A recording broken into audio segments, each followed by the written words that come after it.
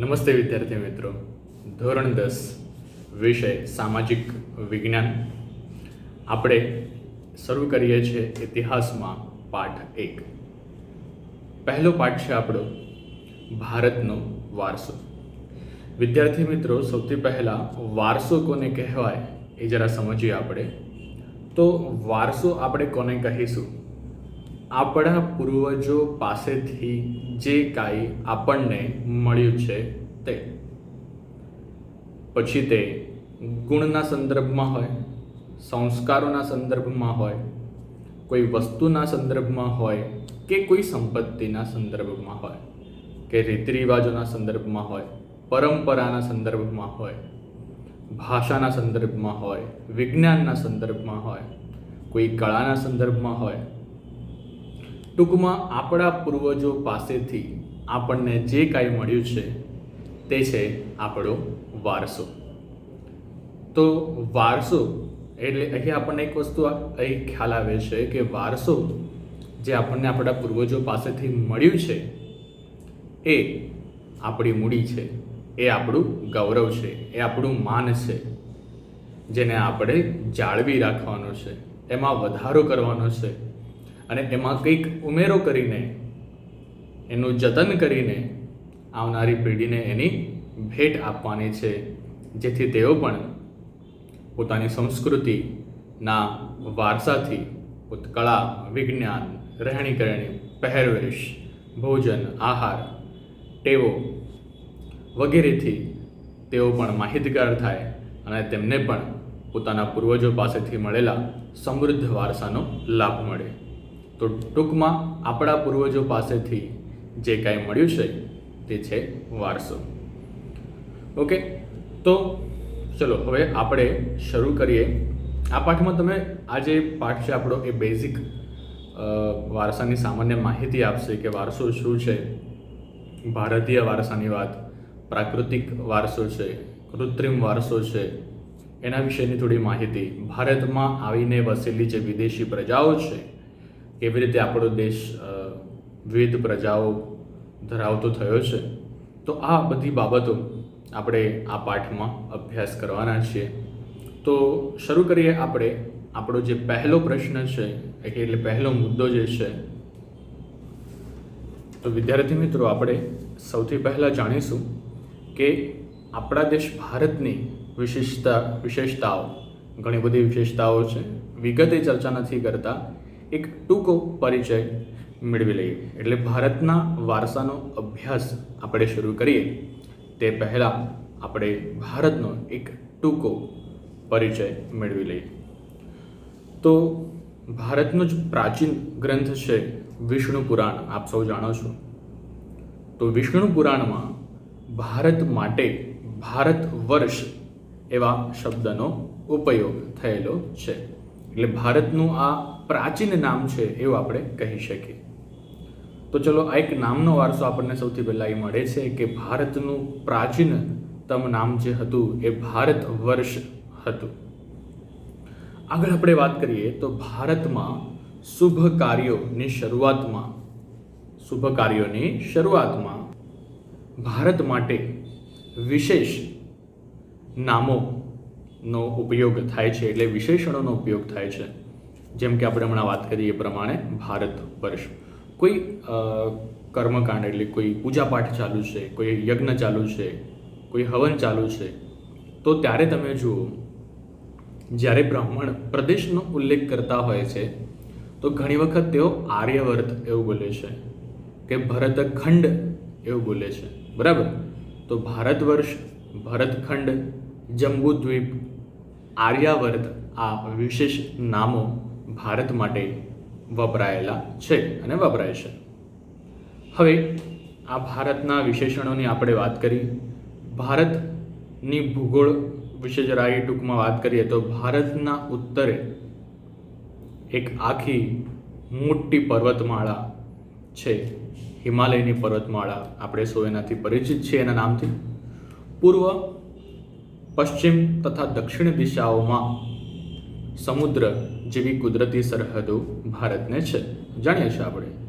ભારતની પશ્ચિમે અરબ સાગર, ભારતના પૂર્વે બંગાળની ખાડી અને ભારતના દક્ષિણે હિન્દ મહાસાગર.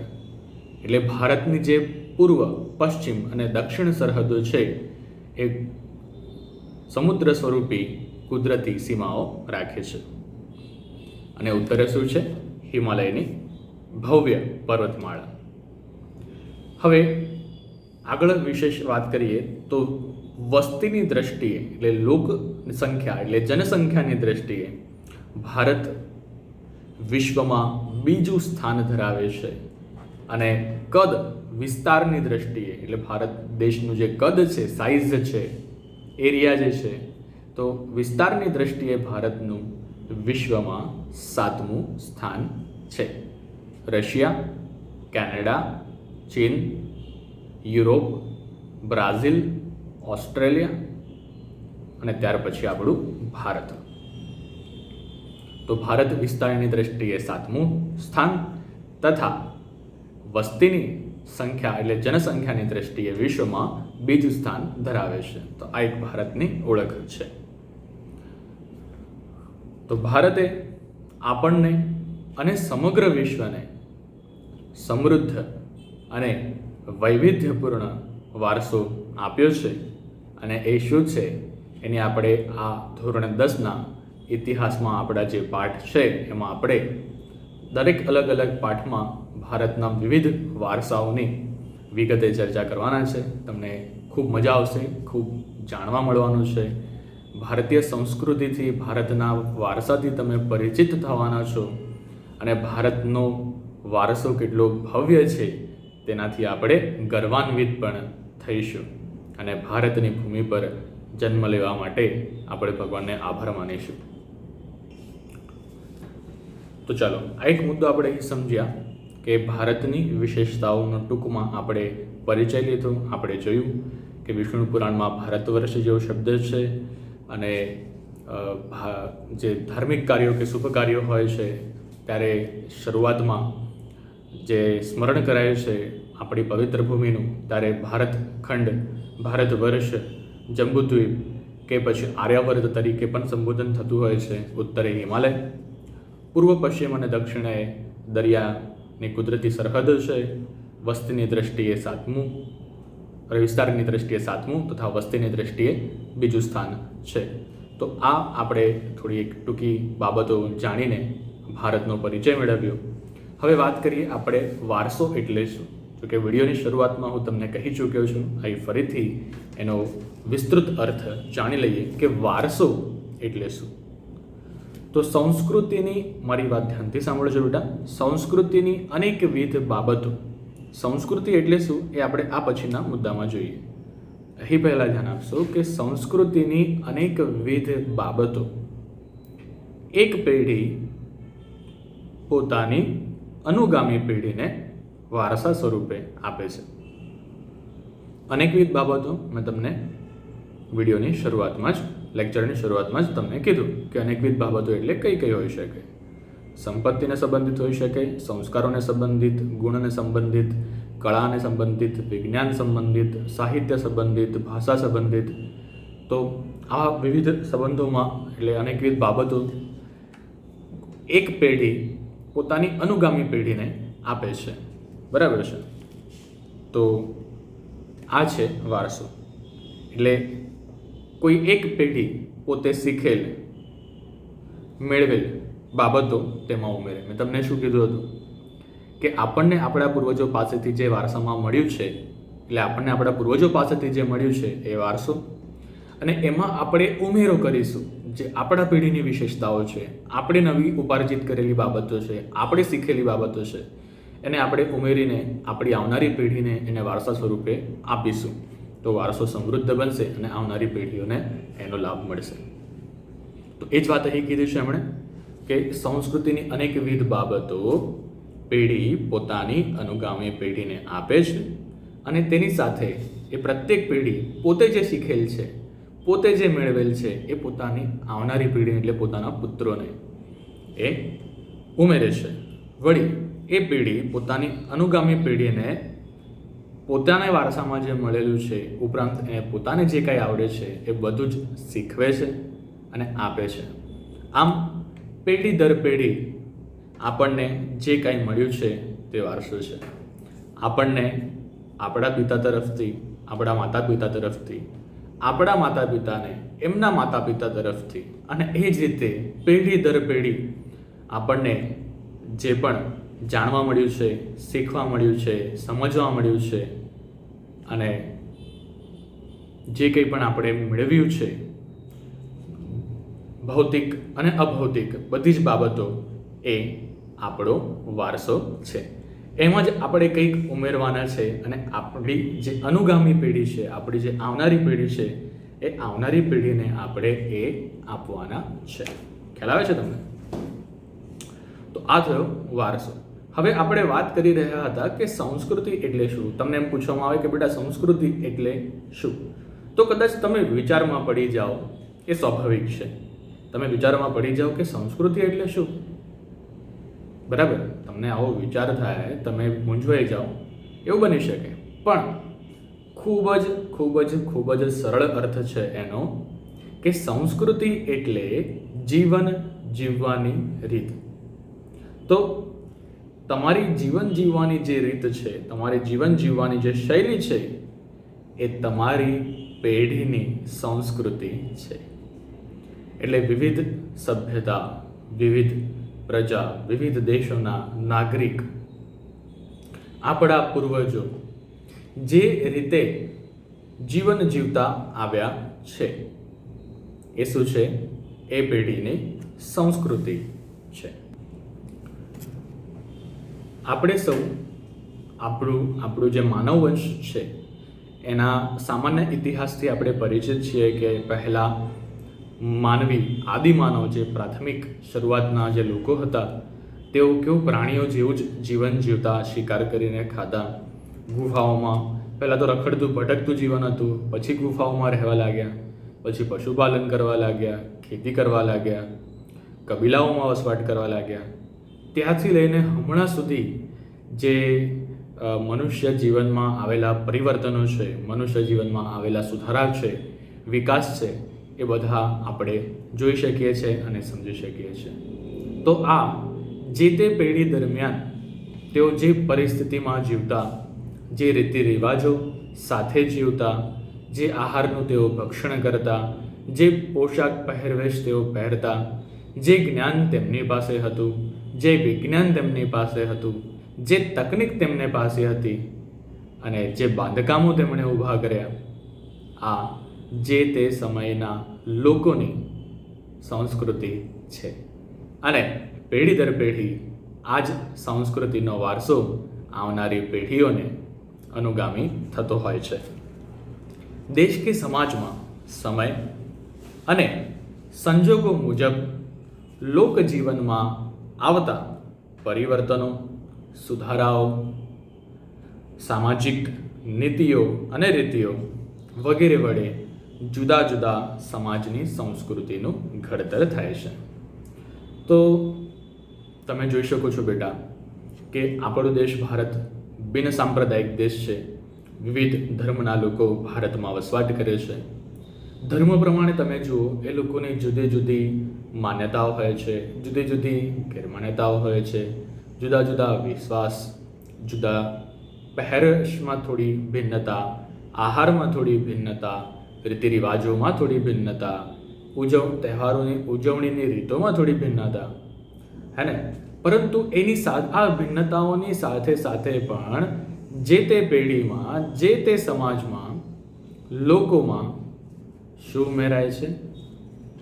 લોકોમાં ઉમેરાય છે જે તે સમયે આવતા પરિવર્તનો, જે તે સમયે રીતિ રિવાજમાં થતા ફેરફારો, જે તે સમયે સામાજિક નીતિમાં થતા ફેરફારો. કારણ કે પરિવર્તન એ પ્રક્રિયા છે અને આ સતત ચાલતી પ્રક્રિયા છે, જે ચાલતી જ રહેવાની છે.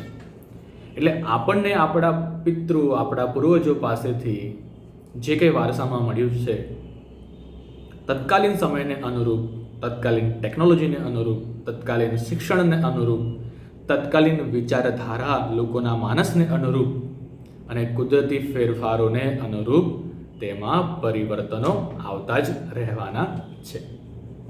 હે ને? તમે તમારા દાદાને પૂછો, ગ્રેન્ડફાધર, કે તેઓ જ્યારે યુવાન અવસ્થામાં હતા, શું એ વખતે મોબાઈલ ફોન હતા? નહીં. ટેલિફોન હતા? હા. તો કદાચ તેઓ બાળપણમાં ટેલિફોન પણ ન જોયા હોય, કદાચ યુવાન અવસ્થામાં તેમને ટેલિફોન જોયા હોય. તમારા પિતાને પૂછી જુઓ, તેમણે તેમના બાળપણમાં મોબાઈલ ફોન જોયા છે?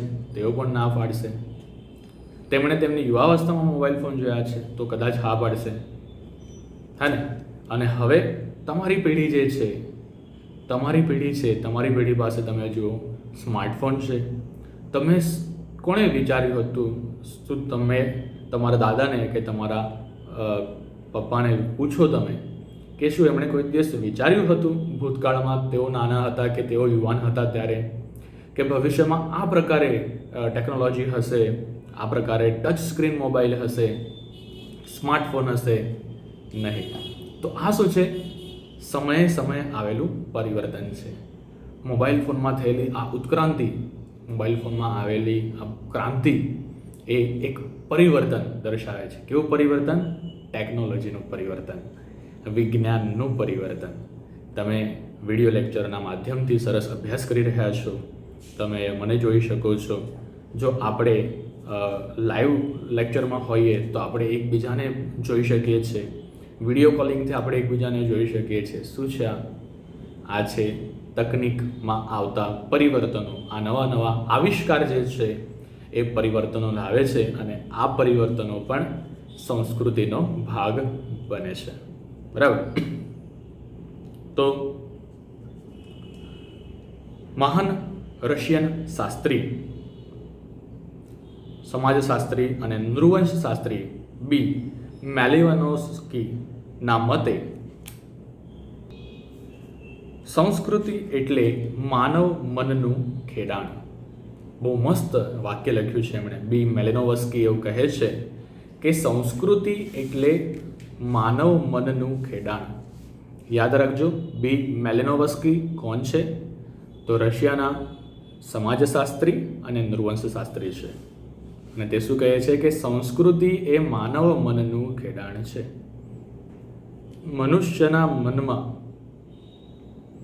જે વિચારો ઉદ્ભવે છે એ વિચારોને અનુરૂપ તે વર્તન કરે છે, આચરણ કરે છે, અને જે પરિવર્તન લાવે છે એ સંસ્કૃતિનો ભાગ બને છે. સંસ્કૃતિ શું છે? એમણે આગળ આ જે વાક્ય છે કે માનવ મનનું ખેડાણ, એને જરા આપણે વિગતે ચર્ચા કરવા જઈએ, કે એના ઊંડાણમાં જવાનો પ્રયત્ન કરીએ તો ભાઈ સંસ્કૃતિ એટલે માનવ સમાજની ટેવ, એની રહેણી કરણીની ટેવ, એના વાણી વિલાસની ટેવ, એની માન્યતા ગેરમાન્યતાઓની ટેવ, એની સૂવાની જાગવાની ટેવ, એની ખાવાની પીવાની ટેવ, એની ફરવાની ટેવ. બરાબર છે?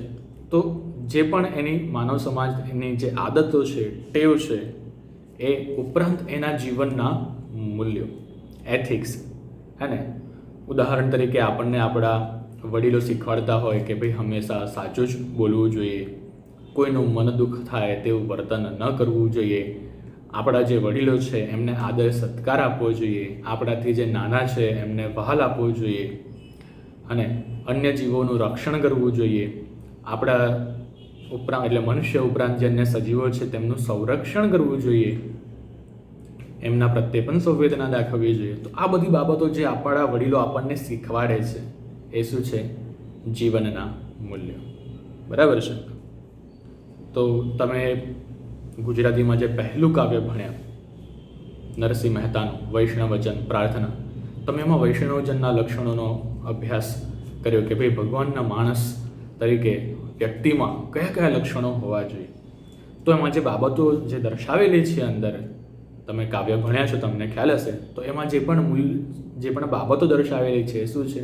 જીવનના મૂલ્યો, ગુણ, સદગુણ કે સંસ્કાર આપણે એને કહી શકીએ. મનુષ્યના આચાર વિચાર, આચાર એટલે કે એ જે પ્રકારનું વર્તન કરે છે, અને વિચાર જે વિચારે છે. ધાર્મિક પરંપરાઓ, રહેણી કરણી, અને જીવનને ઉચ્ચતમ ધ્યેય તરફ લઈ જતા આદર્શોનો સરવાળો. તો કઈ કઈ બાબતોનો સમાવેશ કર્યો ફરી જોઈએ આપણે કે સંસ્કૃતિ એટલે માનવ સમાજની ટેવો, તેના મૂલ્યો, તેના આચાર વિચાર, ધાર્મિક પરંપરા, રહેણીકરણી અને જીવનને ઉચ્ચતમ ધ્યેય. અને કોઈ પણ એવું ઈચ્છતું નથી કે મારું પતન થાય, મારો વિનાશ થાય. દરેક જણ એવી જ ઈચ્છા રાખે છે કે હું સમૃદ્ધ બનું, હું વિકસિત થઉં, હું સફળતા હાંસલ કરું. બરાબર છે? તો દરેકના જીવનનો ઉદ્દેશ્ય સફળતા તરફ જવાનો હોય છે. તો એ સફળતા મેળવવા માટે, એ સારું પદ મેળવવા માટે, એ સારી જીવનશૈલી મેળવવા માટે, એ માન સન્માન મેળવવા માટે એના જીવનમાં જે ગુણો, આદર્શ ગુણોની જરૂર પડે છે, આ તમામ બાબતોનો સરવાળો એટલે સંસ્કૃતિ.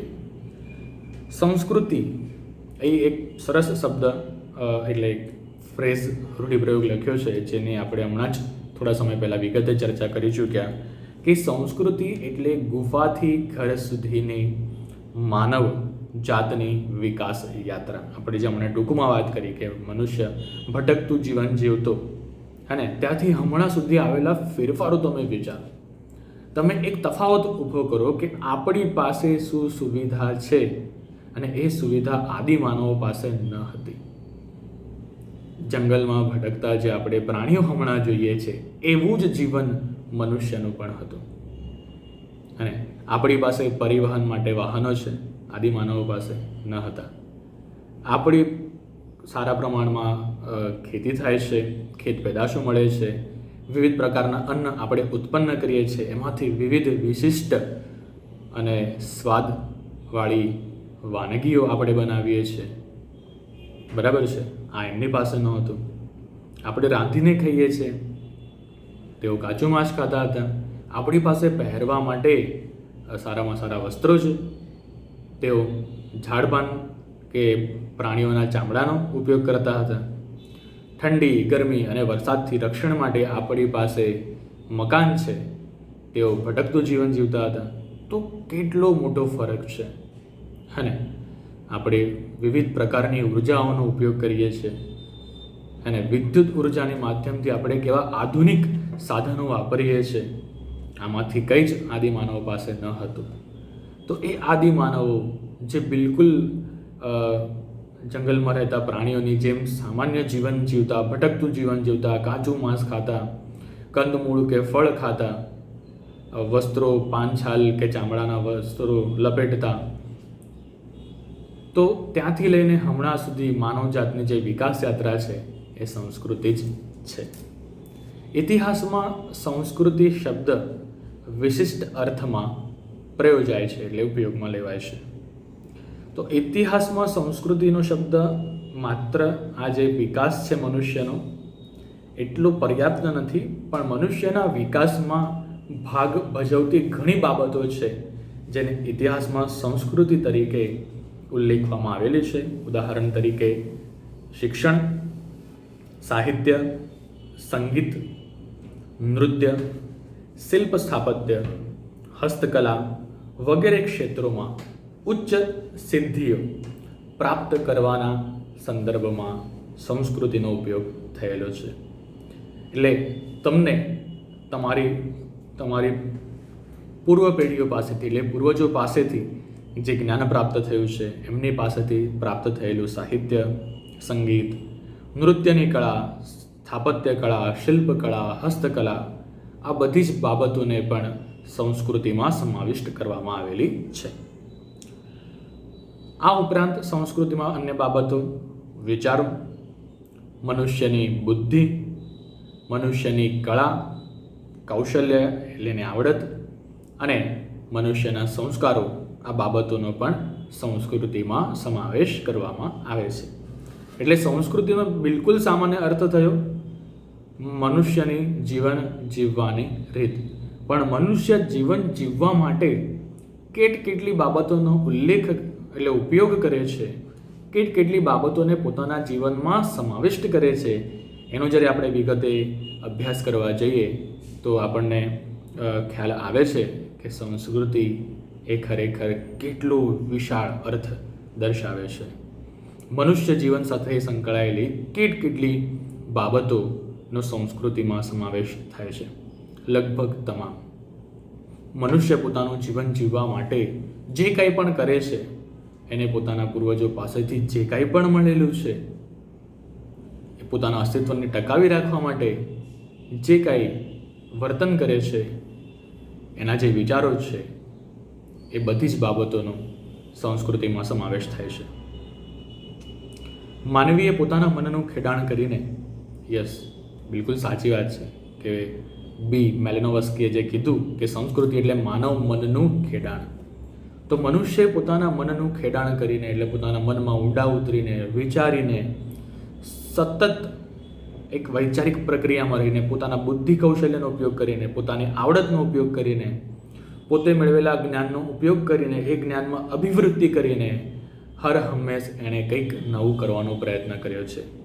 મનુષ્યએ વિકસાવ્યું સાહિત્ય, તત્વચિંતન એટલે જીવન સંબંધી જીવનલક્ષી જ્ઞાન, તત્વચિંતનની વિચારધારાઓ, ફિલોસોફી કહીએ છીએ આપણે એને અંગ્રેજીમાં, ધાર્મિક પરંપરાઓ એટલે રિલિજિયસ રાઇચ્યુઅલ્સ, લલિત કલાઓ, ચિત્રકલા, શિલ્પકલા અને સ્થાપત્ય કલા, અને એમાં પણ પેઢી દર પેઢી આ પ્રત્યેક બાબતમાં થયેલા ફેરફારો, પરિવર્તન, વિભિન્ન સામાજિક સંસ્થાઓ, વિવિધ આર્થિક પ્રવૃત્તિઓ, વેપાર વાણિજ્યની જે પ્રવૃત્તિઓ થાય છે, જીવનને ટકાવી રાખવા માટે મનુષ્યને અર્થની જરૂર પડતી હોય છે, એટલે કે આવકની જરૂર પડતી હોય છે. તો એના માટે જે વેપાર વાણિજ્યની પ્રવૃત્તિઓ કરે છે, આ બધી જ બાબતોનો સંસ્કૃતિમાં સમાવેશ થાય છે.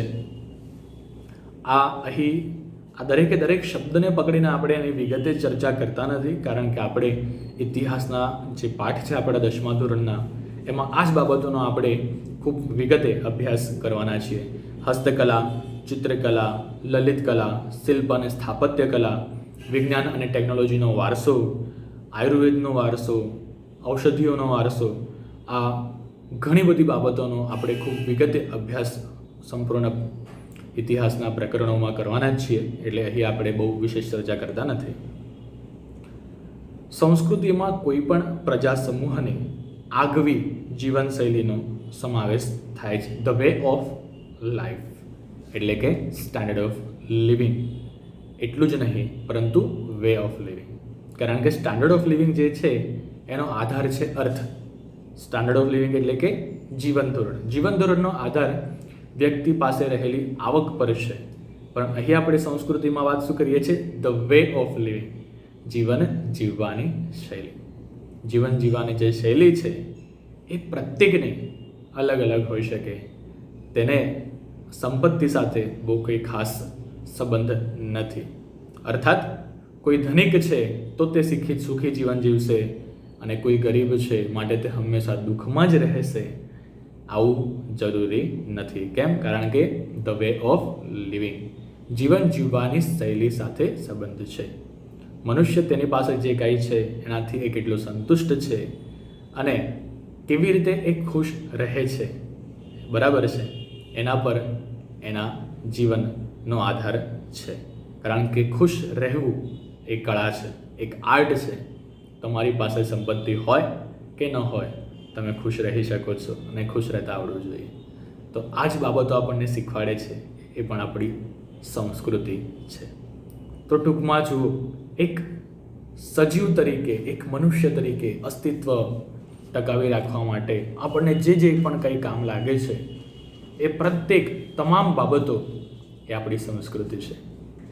કેટલીક બાબતો જે લુપ્ત થઈ રહી છે, કેટલીક બાબતો નવી અસ્તિત્વમાં આવે છે અને સંસ્કૃતિમાં ઉમેરાય છે. નવી બાબતો આપણી સંસ્કૃતિમાં ઉમેરાય તે સ્વીકાર્ય છે, પણ આપણને વારસામાં જે કાંઈ મળેલું છે, સાંસ્કૃતિક વારસામાં આપણને જે કાંઈ મળેલું છે, તે લુપ્ત ન થાય તેની કાળજી આપણે લેવાની છે, કારણ કે આપણી સંસ્કૃતિ એ આપણું ગૌરવ અને આપણી સમૃદ્ધિ છે. તો આપણે આજે શું શીખ્યા બેટા? તો આપણે ભારત દેશનો ટૂંકમાં પરિચય મેળવ્યો, વારસો એટલે શું તે આપણે જાણ્યું, અને સંસ્કૃતિ એટલે શું તે આપણે વિગતે સમજ્યા છે. તો આજનો જે આપણો લેક્ચર છે એ આપણે પૂર્ણ કરીએ છીએ. Thank you very much. C you in the next lecture. Thank you.